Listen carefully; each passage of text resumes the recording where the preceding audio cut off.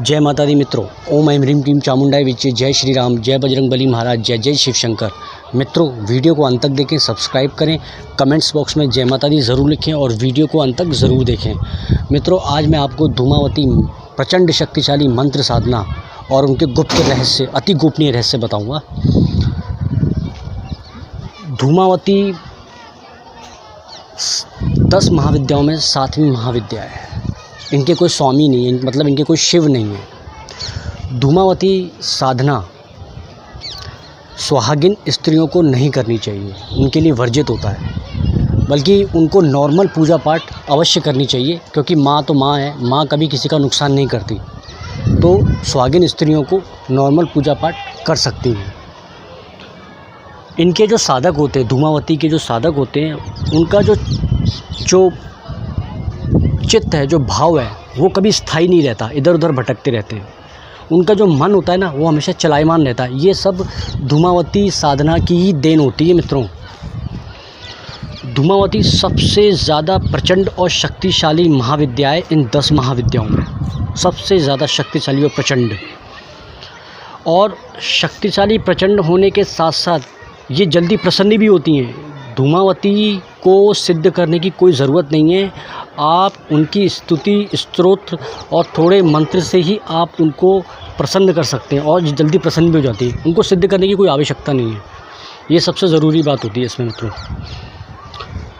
और इनके जो साधक होते हैं धूमावती के, वो थोड़े, उनका जो चित्त है ना, थोड़ा गुस्सैल स्वभाव का होता है, थोड़े चिड़चिड़े स्वभाव के होते हैं। क्योंकि उनका वो जो साधना कर रहे हैं धूमावती, वो प्रचंड शक्ति है। वो प्रचंडता की ऊर्जा को अपने अंदर समाहित करते हैं। इस वजह से उनका जो चित्त है वो थोड़ा गुस्सैल होता है। अब इनके पास बहुत से लोग ज्ञान लेने जाते हैं कि बाबा जी हमें ज्ञान दे दो, महात्मा जी हमें ज्ञान दे दो, गुरु जी हमें ज्ञान दे दो। तो ये क्या है, भगा देते हैं, उनके पीछे पड़ जाते हैं डंडा लेके। हालांकि उनको भी पता है कि हमारा चित्त ऐसा ही है। और जो ज्ञान लेने जाते हैं वो तो साफ कहते हैं कि बाबा जी हमसे गलती क्या हो गई, हम तो ज्ञान लेने आए हैं। तो उनके जो साधक होते हैं उनमें थोड़ा चिड़चिड़ापन होता है, स्थायी रूप से कहीं टिकते नहीं हैं। ये एक छोटा सा एक नकारात्मक प्रभाव है। उनको भी पता रहता है कि हम क्या कर रहे हैं। ज्ञान देते हैं, ऐसी बात नहीं कि ज्ञान नहीं देते, लेकिन थोड़ा क्या है, धूमावती साधना की जो उग्रता है उसकी वजह से थोड़ा उनका चित्त ऐसा हो जाता है।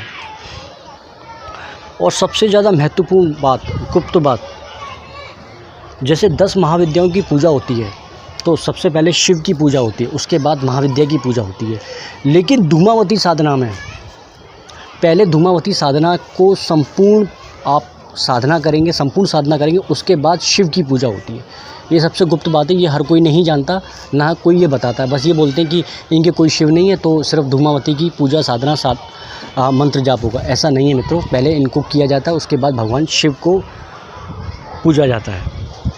आगम निगम शास्त्रों के अनुसार धूमावती की जो साधना होती है उसके बाद आदमी या साधक मनुष्य उनके कृत्यों को समझ लेता है। कृत्याएँ जो होती है ना, उनका रहस्य को समझ लेता है। अर्थात मैं आपको सिंपल शब्दों में अगर बताऊं, जो कृत्याएँ होती हैं वो मनुष्य को प्रताड़ित करती हैं, दुख देती हैं, परेशान करती हैं, उनकी यानी कि धूमावती की उपासना से वो उनको परेशान नहीं करती हैं। ये सबसे एक विशेष बात है धूमावती साधना की। और इनकी उपासना से निडरता आती है, आत्मबल बढ़ता है। साधक के जीवन में कैसा भी संकट हो, वो माँ उसे दूर कर देती है। साधक को लालच, लोभ, मदिरा, मांस, दूसरी स्त्रियों में आसक्त बिल्कुल भी नहीं रहना चाहिए। ये तुरंत दंड देने वाली बात हो गई मित्रों। अगर आप ऐसा करेंगे तो तुरंत आपको हैंड टू हैंड दंड मिलेगा। तो बिल्कुल सौम्य रहना है, बिल्कुल साफ़ रहना है, और इन सब चीज़ों से आपको दूर रहना है। इनकी उपासना से शरीर मजबूत और दृढ़ रहता है, और आँखों में ऐसा प्रबल तेज होता है। ये समझ लीजिए कि अगर किसी ने, मतलब साधक ने अगर किसी को श्राप दे दिया तो श्राप सही होके जाएगा। अगर किसी को आशीर्वाद दे दिया तो आशीर्वाद एक पत्थर की लकीर है। और इनके आसपास तो शत्रु भटकते ही नहीं हैं। जैसे बगलामुखी साधना में साधक इसलिए साधना करता है कि शत्रु स्तंभित हो जाए, लेकिन धूमावती में तो जड़ से उखाड़ देती है माता उसके शत्रुओं को, जड़ से। इसलिए तो उनको प्रचंड बोला जाता है। और तंत्र बाधा हो, प्रेत बाधा हो, ये तो कभी छू ही नहीं सकती उसको। उस पर कोई प्रयोग करेगा ना तो उल्टा उसके ऊपर ही प्रयोग हो जाएगा। तो ये इन सब चीज़ों से बचे रहते हैं लोग साधक। तंत्र की बड़ी से बड़ी उच्चाटन क्रियाएं होती हैं, कुछ भी नहीं बिगाड़ सकती हैं। कुल मिलाकर कहने का मतलब तो ये है कि ये धूमावती के जो साधक होते हैं एकदम भय मुक्त होते हैं। उनको किसी चीज़ का कोई डर नहीं होता। और डर हो भी क्यों? क्योंकि वो ऐसी प्रचंड शक्ति की उपासना कर रहे हैं, तो किससे डरें और क्यों डरें? और स्वयं माँ आदिशक्ति उनकी रक्षा करती हैं। मैं इनका मंत्र बता देता हूँ। मंत्र बहुत ही आसान है। ओम धूम धूम धूमावती दिव्य स्वाहा। ओम धूम धूम धूमावती दिव्य स्वाहा। इस मंत्र की कम से कम सबसे छोटी संख्या बता रहा हूँ, 9 माला का जाप होता है। साधना आप रात के टाइम 10:30 के बाद कभी भी शुरू कर सकते हैं। और रुद्राक्षी माला से, वैसे तो इनकी माला 21 होती है, 51 होती हैं, 124 माला होती हैं, लेकिन कम से कम 9 माला का जाप होता है। इनका जो हवन है वो तेल और घी को मिलाकर किया जाता है, तेल और घी को मिलाकर। अगर वो शत्रु हैं तो फिर काली मिर्च हो गई, काले तिल हो गए, ये सब मिला के भी इनका हवन होता है।